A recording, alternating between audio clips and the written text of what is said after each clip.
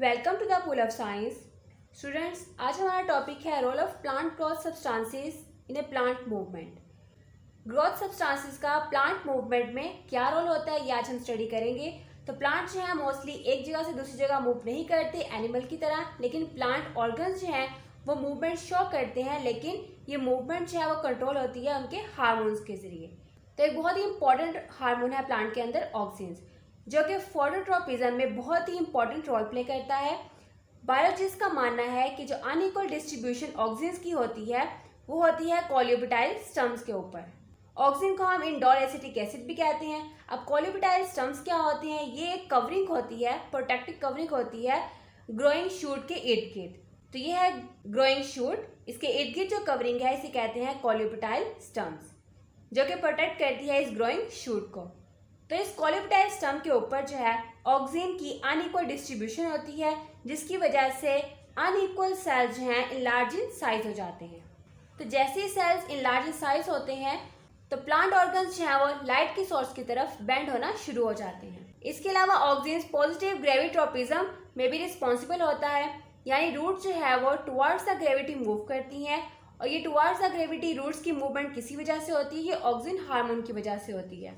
इसी तरह ये नेगेटिव ग्रेविटोपिज्म में भी हेल्प करता है, यानी स्टेम्स जो हैं ये अब ग्रेविटी के अगेंस्ट मूव करते हैं। तो स्टेम का ग्रेविटी के अगेंस्ट मूव करना ऑक्सीजन हार्मोन की वजह से होता है।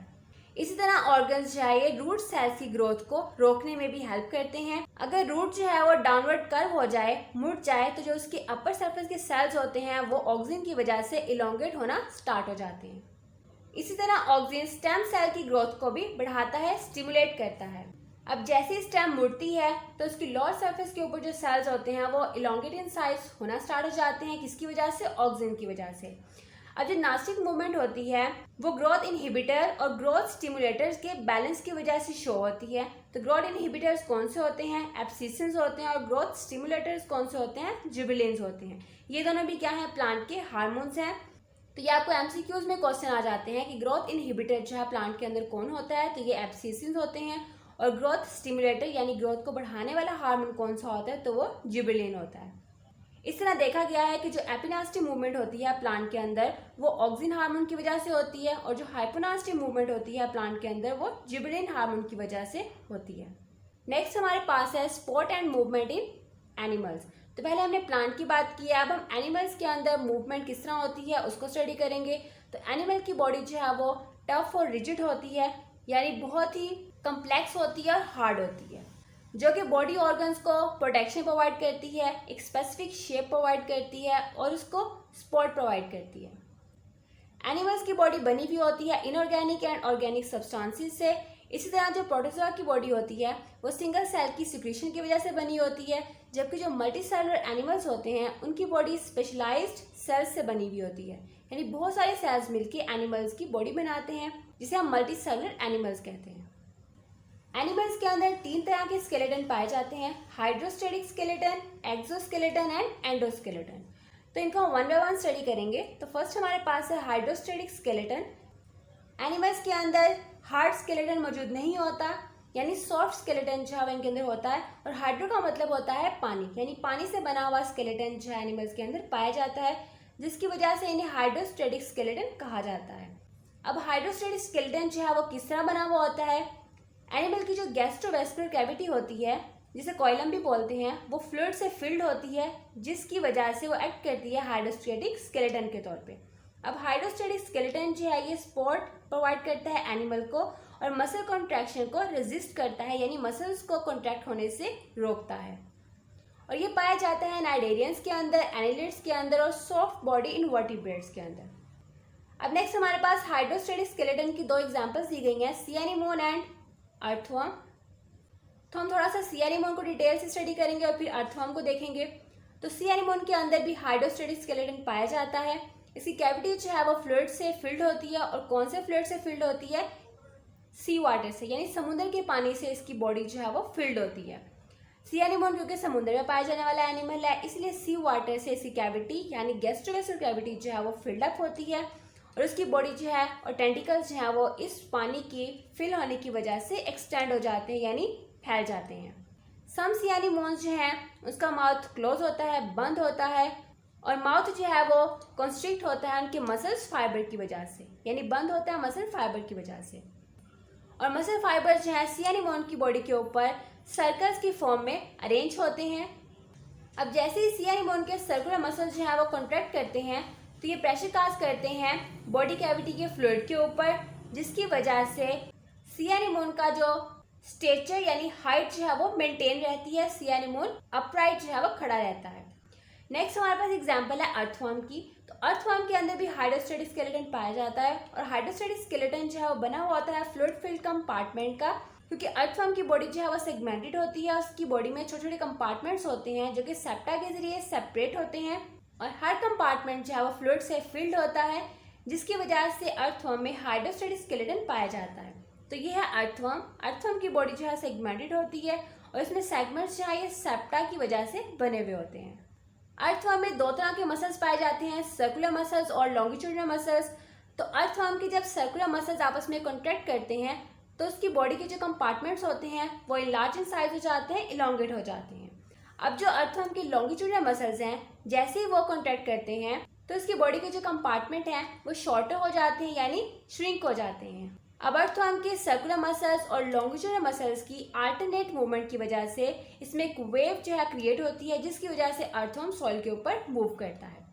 नेक्स्ट हमारे पास है एक्सोस्केलेटन। तो एक्सो का मतलब होता है आउटर, यानी एनिमल की बॉडी के ऊपर एक हार्ड आउटर कवरिंग जो है पाई जाती है, जिसकी इनर साइड पे मसल जो है वो अटैच होते हैं। एक्सोस्केलेटन जो है ये नॉन लिविंग होता है और ये एनिमल सेल्स की एक्टोडर्म की सिक्रीशन से प्रोड्यूस होता है। एक्सोस्केलेटन जो है वो दो लेयर का बना हुआ होता है, एपिक्यूटिकल एंड पैराक्यूटिकल। तो फर्स्ट हम एपिक्यूटिकल को देखते हैं। तो एपिक्यूटिकल जो है ये आउटर मोस्ट लेयर होती है एक्सोस्केलेटन की और ये बनी होती है वैक्सी लिपोप्रोटीन से और इम्पर्मिएबल होती है वाटर के लिए, यानी वाटर को इजीली गुजरने देती है। लेकिन इंसेक्ट्स के अंदर माइक्रोऑर्गेनिजम्स के लिए ये बैरियर के तौर पे काम करती है, यानी माइक्रोऑर्गेनिजम्स को इंसेक्ट्स के अंदर गुजरने से रोकती है। नेक्स्ट हमारे पास है पैराक्यूटिकल। तो एक्सोस्केलेटन का एक गुच्छा जो है वो एपिक्यूटिकल के नीचे पाया जाता है, जिसे पैराक्यूटिकल कहते हैं। पैराक्यूटिकल जो है वो बना हुआ होता है काइटिन का और ये हार्ड होता है, लिदरी होता है, पॉलीसेकेराइड्स और बहुत सी किस्म की प्रोटीन से मिलकर बना हुआ होता है। इसके अलावा ये हार्ड होता है स्क्लेरोटाइजेशन के जरिए।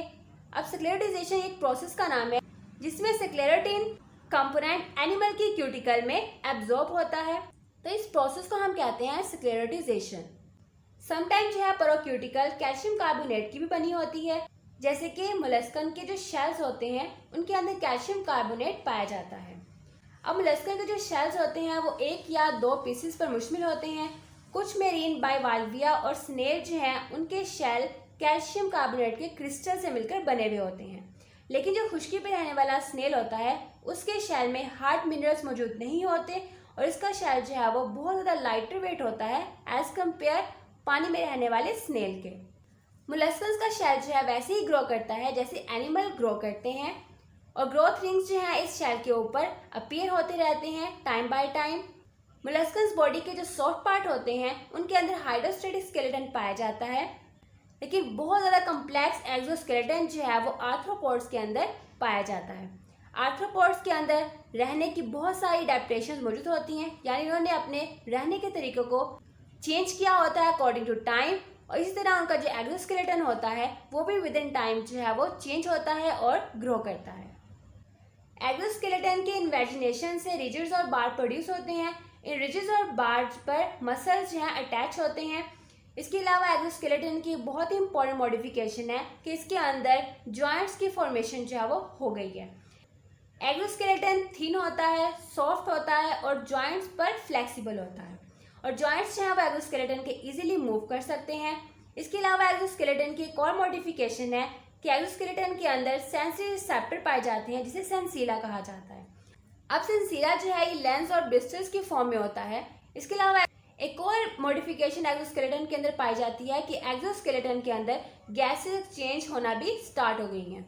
एक्सोस्केलेटन आर्थ्रोपोड्स के अंदर एनिमल्स को प्रोटेक्ट करता है अगेंस्ट एनिमीज और रफ इन्वायरमेंट। इसके अलावा एक्सोस्केलेटन एनिमल को ड्राई होने से भी प्रोटेक्ट करता है, यानी अगर हॉट इन्वायरमेंट है तो उस इन्वायरमेंट में इस एनिमल को प्रोटेक्ट करता है ताकि वो गर्मी की वजह से ड्राई ना हो जाए। लेकिन एक्सोस्केलेटन का एक डिसएडवांटेज है कि एनिमल जो है इस लेयर के अंदर लार्जर ग्रो नहीं कर सकते, कि जितना एक्सोस्केलेटन है, क्योंकि एक्सोस्केलेटन खुद नॉन लिविंग है, वो खुद ग्रो नहीं करता, तो उसके अंदर जो एनिमल की ग्रोथ है वो भी उतनी ही रहेगी जितना एक्सोस्केलेटन एक दफ़ा ग्रो हो चुका होता है। एनिमल उसके अंदर फर्दर ग्रो नहीं करेगा। तो ये है एक्सोस्केलेटन का एक डिसएडवांटेज। नेक्स्ट हमारे पास है डायसिस और मोल्टिंग। तो एनिमल्स को ज़रूरत होती है टाइम बाय टाइम अपनी आउटर लेयर को यानी एक्सोस्केलेटन को रिप्लेस करके न्यू एक्सोस्केलेटन डेवलप करने की। तो इस प्रोसीजर को हम कहते हैं डायसिस या मोल्टिंग। एक डायसिस जो है वो 4 स्टेजेस में डिवाइडेड होती है। तो फर्स्ट हमारे पास है एनिमल्स के जो हाइपोडर्मल ग्लैंड्स होते हैं वो एंजाइम सिक्रेट करते हैं, और इस एंजाइम से जो एंडोक्यूटिकल होती है ओल्ड, वो डाइजेस्ट होना स्टार्ट हो जाती है। अब जैसे ही डाइजेस्टिंग का प्रोसीजर स्टार्ट होता है तो फर्दर जो है ऊपर की लेयर जो है वो डाइजेस्ट हो रही होती है, और नीचे से न्यू लेयर ऑफ एपीक्यूटिकल और पेरोक्यूटिकल जो है वो डेवलप हो रही होती हैं। अब ओल्ड एक्सोस्केलेटन जो है वो ब्रेक हो जाता है और उसके अंदर पोर्स बन जाते हैं, और फिर आहिस्ता आहिस्ता जो है वो न्यू एक्सोस्केलेटन हार्ड होता है, क्योंकि उसके अंदर कैल्शियम कार्बोनेट डिपॉजिट होना शुरू हो जाता है। अब एक्सोस्केलेटन की हार्डनिंग प्रोसेस के दौरान आर्थ्रोपोड्स क्या करते हैं कि वो हिडन रहते हैं, छुपे हुए रहते हैं, क्योंकि इस प्रोसीजर के दौरान उनका जो शेल होता है वो सॉफ्ट होता है और शिकारी जो है उनका इजीली शिकार कर सकते हैं, जिसकी वजह से वो अपने आप को छुपा कर रखते हैं जब तक कि उनका स्केलेटन फिर से हार्ड नहीं हो जाता। नेक्स्ट एक डेफिनेशन है बहुत ही इंपॉर्टेंट, एक डायसन। तो मोल्टिंग या डायसिस के अंदर जो तमाम चेंजेस हो रही होती हैं ये नर्वस सिस्टम और हार्मोन के जरिए होती हैं, जिसे कहते हैं एक डायसन। नेक्स्ट हमारे पास है some major functions of skeletal system. तो सबसे पहले हमारे पास है स्पॉट एंड शेप। तो बोन्स जो है ये सॉफ्ट टिश्यूज को सपोर्ट करती हैं और बहुत से मसल्स को अटैचमेंट के लिए अटैचमेंट साइट प्रोवाइड करती हैं। इसके अलावा ये बॉडी की शेप को मेंटेन रखती हैं। नेक्स्ट हमारे पास है प्रोटेक्शन। तो बोन्स जो है ये इंटरनल ऑर्गन्स को प्रोटेक्ट करते हैं, जैसे कि brain, spinal cord, heart and lungs. Next हमारे पास है मूवमेंट। तो स्केलेटल मसल्स जो हैं वो बोन के साथ अटैच होते हैं और हेल्प करते हैं कि बॉडी को मूव करवाया जा सके, ताकि बॉडी इजीली एक जगह से दूसरी जगह मूव कर सके। अदरवाइज बॉडी की मूवमेंट जो है वो मुश्किल हो जाती है अगर स्केलेटल मसल्स बोन के साथ अटैच ना हो। नेक्स्ट हमारे पास है मिनरल होम्योस्टेसिस। इसके अलावा बोन जो है ये स्टोरेज का भी काम करते हैं, यानी अपने अंदर कैल्शियम को स्टोर करते हैं, फॉस्फोरस को स्टोर करते हैं, सोडियम और पोटाशियम को भी स्टोर करते हैं। इसी तरह नेगेटिव फीडबैक मैकेनिज्म के जरिए बोन्स जो है ये कैल्शियम और मिनरल्स को रिलीज भी करते हैं और स्टोर भी करते हैं, ताकि बॉडी की होम्योस्टेसिस को मेंटेन रखा जा सके। नेक्स्ट हमारे पास है ब्लड सेल प्रोडक्शन। तो बोन मैरो के अंदर red and white blood cells produce होते हैं और कनेक्टिव टिश्यूज जो है ये सर्टेन बोन के अंदर पाई जाती हैं। लास्ट हमारा स्केलेटन है एंडोस्केलेटन, और एंडो का मतलब होता है इनर स्केलेटन। तो इनर स्केलेटन जो है वो बना हुआ होता है टिश्यूज का, बोन्स का और कार्टिलेज का। बोन्स और कार्टिलेज जो हैं ये रिजिड कनेक्टिव टिश्यूज की ही टाइप हैं, यानी हार्ड कनेक्टिव टिश्यूज की टाइप हैं बोन्स एंड कार्टिलेज।